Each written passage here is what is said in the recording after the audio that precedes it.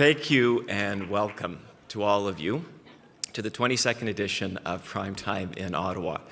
I'd also like to welcome those of us who are joining this room via the internet live stream sponsored by the Canada Media Fund, which along with Ion Canada is also the grand patron sponsor of Primetime. This conference would not be possible without their continued generous support. I'd also like to thank our patron sponsor, Bell Media, and Telefilm Canada, our lead government sponsor. Before beginning my remarks, I would like to acknowledge that our conference is being held on the traditional territory of the Algonquin people and give thanks to them and their elders. I would also like to say that we as an industry stand in complete solidarity with our fellow Muslim Canadian citizens and offer our deepest condolences to those affected by Sunday's direct act of violence in Quebec City.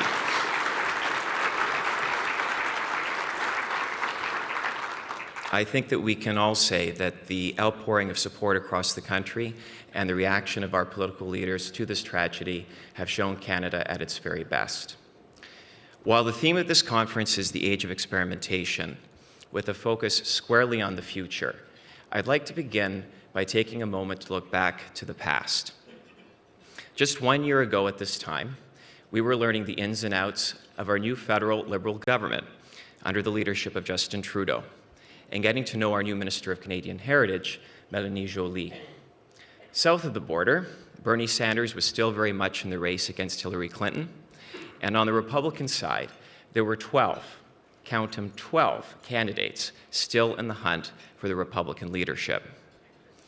Fast forwarding to now, I feel that it's impossible to talk about the year that was, and certainly about the year to come, without acknowledging how the world of politics has reached into our lives, both professional and personal, for good and potentially for ill, in a way that it hasn't for a long, long time.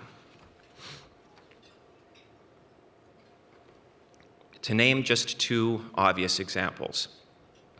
In November, a new president and administration were elected in the US. Much closer to home, and in striking contrast in substance and tone, Minister Joly undertook a comprehensive review of Canadian federal cultural policy, where diversity, inclusion, and reconciliation with Indigenous peoples were identified as key priorities. In the short time I have up here, I want to talk about how both of these political developments are shaping our industry. Let's start with Minister Joly's review. The minister framed it as one where everything was on the table. At the CMPA, we took her at her word. In parallel with her own consultations, we held town hall sessions with our members in every part of the country, and thanks to their overwhelming feedback, tabled a comprehensive set of proposals. While the process just about killed us, and I have the extra pounds and very comfortable new elastic waistbands to prove it, we came away inspired and excited about what the future could look like. Today, I intend to focus on just one of those proposals. From my perspective, it's one of paramount importance, not only for the success and long-term sustainability of our industry, but to the maintenance of our sovereignty as a nation. And that's the necessity of requiring unregulated OTT services, as well as domestic ISP and wireless service providers, to make financial contributions to the Canadian broadcasting system.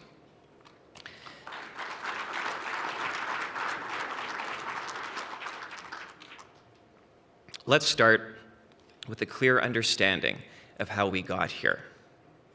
The industry we have is one that we have built together and was the result of a deliberate exercise of national will. It was born, quite literally, of nothing. Like Canada itself, it was an act of thoughtful defiance against the almost irresistible natural forces pulling us southwards. It was the product of a partnership of visionary entrepreneurs and visionary public policy.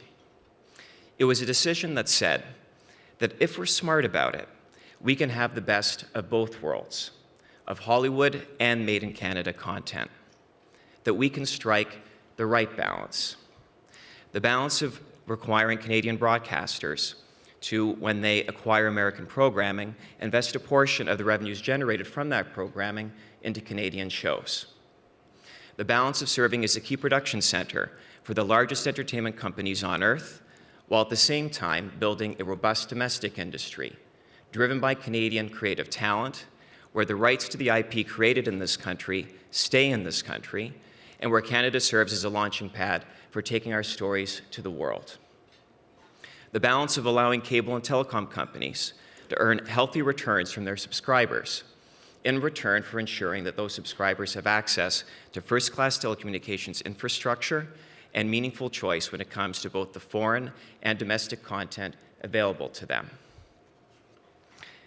As visionary as the founders of our industry were, I don't think they could have possibly imagined the scale and success that it has achieved today. Last year, over 140,000 jobs created in production alone, well-paying jobs, middle-class jobs, with an $8.5 billion contribution to GDP and a $3.5 billion contribution in exports. These are eye-popping numbers. But just as importantly, it seems not a week goes by without another new Canadian show garnering critical acclaim and popular attention. In fact, before leaving for Ottawa, I spent a leisurely morning, afternoon, and evening setting up my PVR so that I could record 2 new shows, Cardinal and Mary Kills People. Both shows are brilliantly written and performed and take us into captivating and distinctly Canadian worlds. Shows so good that even John Doyle liked them. And neither would ever have been made had we listened to the naysayers and let others decide whether we would have a production and broadcasting industry in this country. Looking back, nothing was inevitable about our success. We had to carve out a space against the massive Hollywood marketing machine. We had to contend with the opponents to the policies that were put in place back then, just as there are those today using the same arguments of economic and technological determinism, free choice, and market forces who oppose any modernization of those policies now. So let's be clear. This is all about choice. It's about ensuring Canadians continue to enjoy meaningful choices in the content available to them, and that we can continue to collectively make the best choices for us as a country. When in our submission, the CMPA said that those who benefit from our system should be required to contribute to it, we were saying that we need to strike a new balance, a new regulatory bargain. A new bargain where, as a cable or telecom company, you don't get to avoid meeting your obligations just because Canadians are accessing content from a different part of the same pipe. Well, we welcome the participation of new players into the system and the competition and dynamism they bring, while at the same time deciding, as a nation, the rules of the road for foreign companies who have chosen to have a virtual rather than a physical business presence in Canada.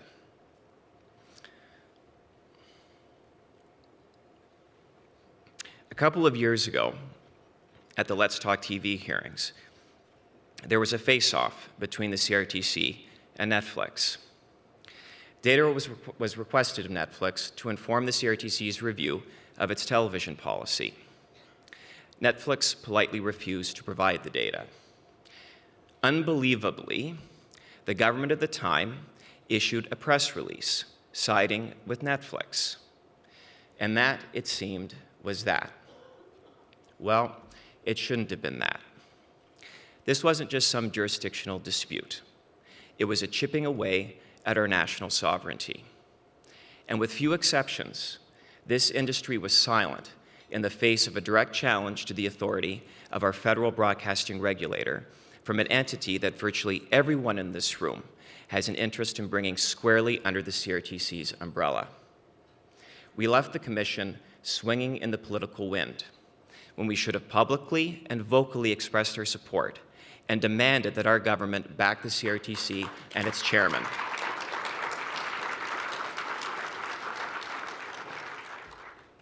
We didn't do so out of fear.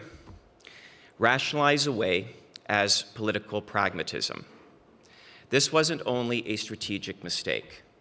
It was also an abdication of our democratic responsibilities. It's difficult to defend your country's national institutions when you're busy hiding underneath the covers. Regardless of the mistakes of the past, fortunately today, we have a government and a minister who are open to having a real dialogue about how we move the sector forward. That dialogue was launched through last fall's consultation process and will continue the dialogue on this stage later today with the minister herself. But when the public debate begins in earnest about this issue and the others that will be on the table, we must take a deep breath, jump into the fray, and distinguish ourselves by bringing the Canadian public the very best evidence and arguments in support of our position. And we must hold fast to the belief that in our country, the best argument can still win. Because at the end of the day, you only achieve change by standing up for what you believe in.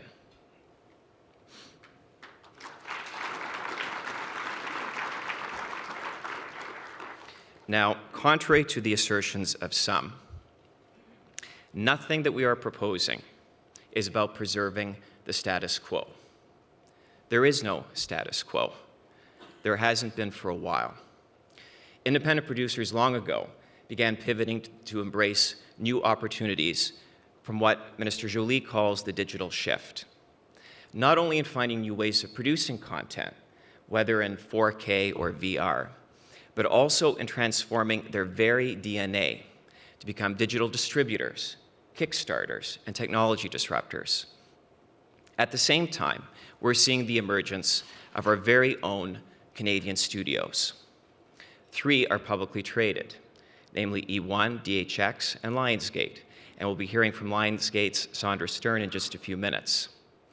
Others, like 9 Story, Boat Rocker, and Thunderbird, are of such a size and scale that an IPO may well be in their future.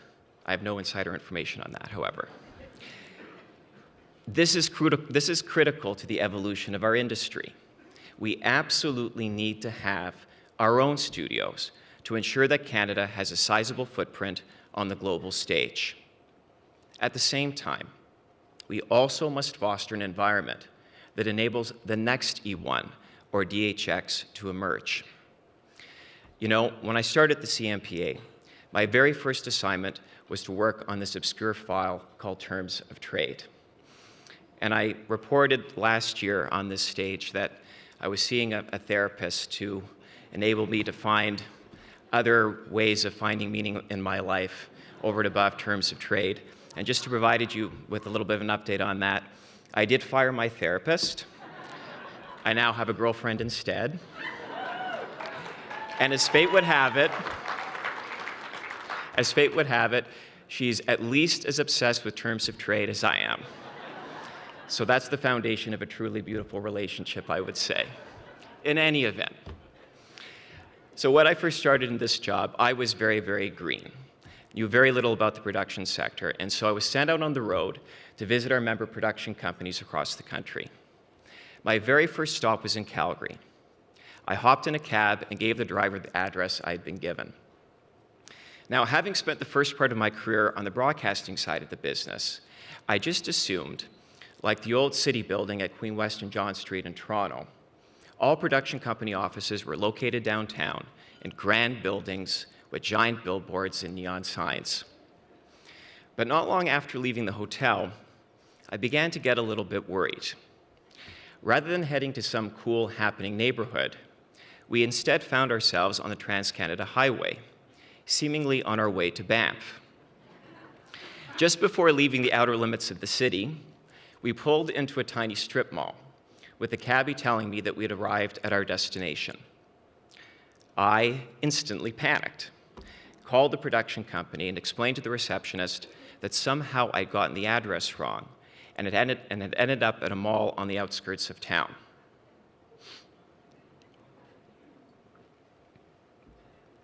"Oh no," said the receptionist, "you're in the right place.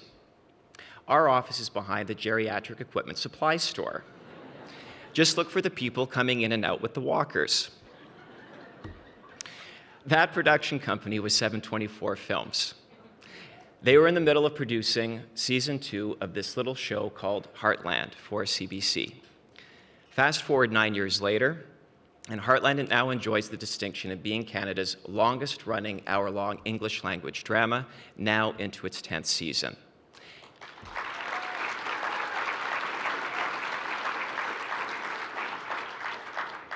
The moral of this story isn't just that you shouldn't judge a production company by the size of its office. It's also a perfect example of the modus operandi of the entire entertainment business, that you never know where the next great show, the next great idea, the next great company is going to come from. So let's modernize our federal policy framework in a way that supports studios and startups, that fosters competition and content excellence rather than a race to the commercial bottom.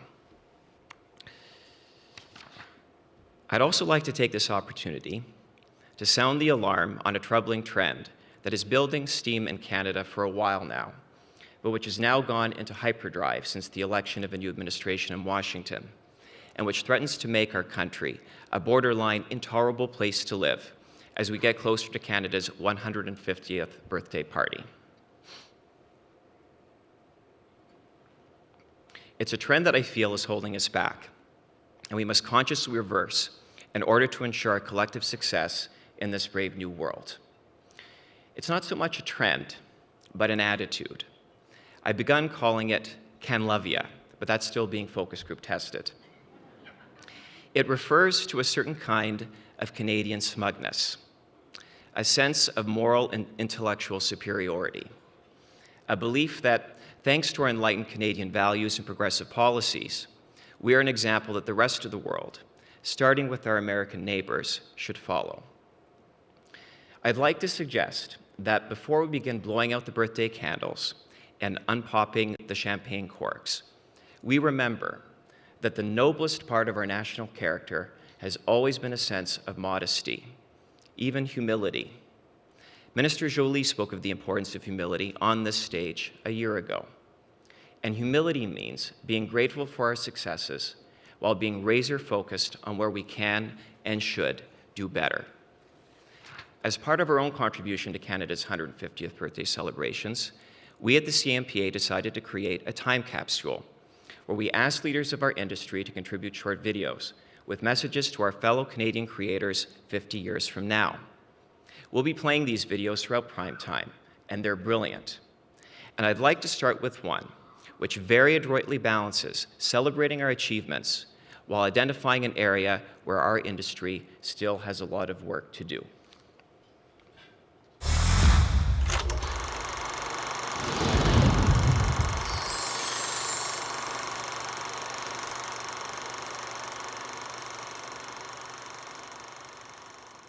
Hello, Canada. I'm Barb Williams, Chief Operating Officer for Chorus Entertainment. It's 2067, and as a country, we are now 200 years strong. And I'm sure a lot has changed in 50 years. But I'm also confident that a great deal has probably stayed the same. One of the things I am sure has continued is the incredible storytelling that is at the heart of what we do as an industry. Rich, beautiful, illuminating stories that speak to Canada's past, present, and future. Stories that reflect issues we are trying to understand, events that we want to celebrate, and hopes that we have for our tomorrow. And I'm sure that some of them are just funny stories because as Canadians, we can certainly laugh at ourselves. But what I hope has changed over the years, however, is that we are no longer talking about the lack of diversity in our industry, and that both on and off the screen, we are now reflecting the incredible multicultural mosaic that is Canada. You see, today we have started to see this change, but we are far from where we need to be, far from where we should be. Nevertheless, I am confident and optimistic that the talented and passionate generation of storytellers and business leaders that are following behind me will continue to create change, so that in 2067, be it in the writing room, at the director, producer, or crew level, in your casting, or in the stories you tell, that diversity and equality are at the core of each of them. because that's what it truly means to be Canadian. Happy birthday, Canada.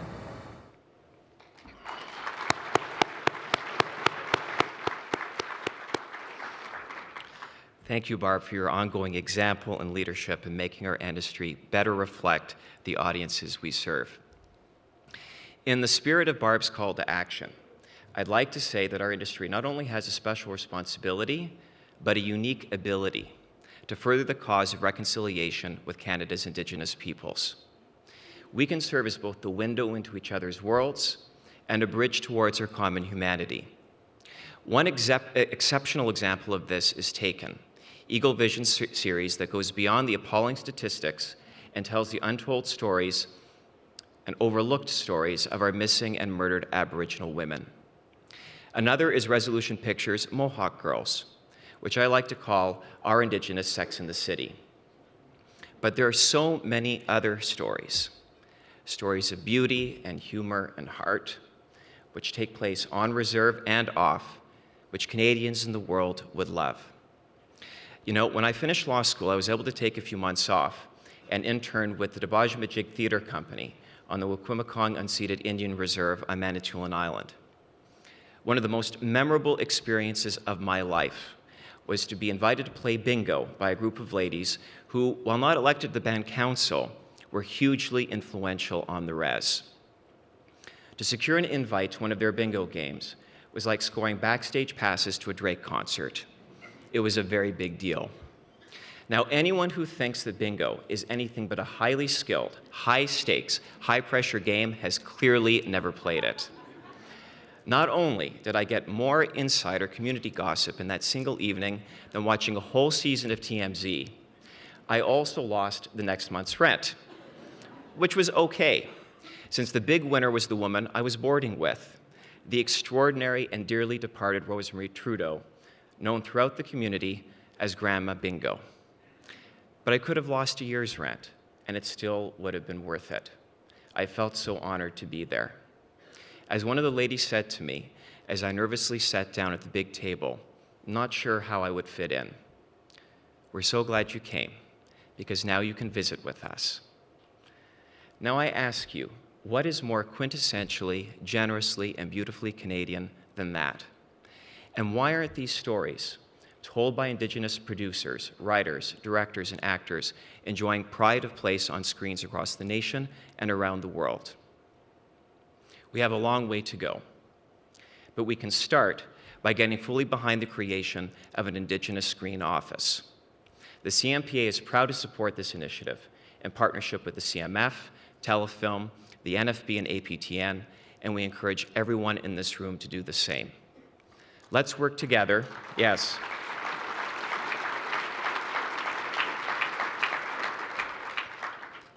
Let's work together so that our nation's 150th birthday represents a turning point in finally getting this extraordinarily important foundational relationship right.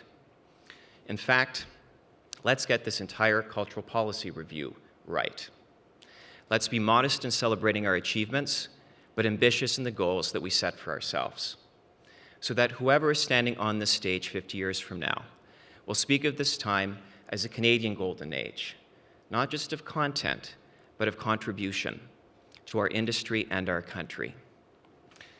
My thanks to those of you who joined us by live stream, which is courtesy of the Canada Media Fund, and we'll reach you right back here at 9:45 for the Media Leaders in the Age of Experimentation panel. Now,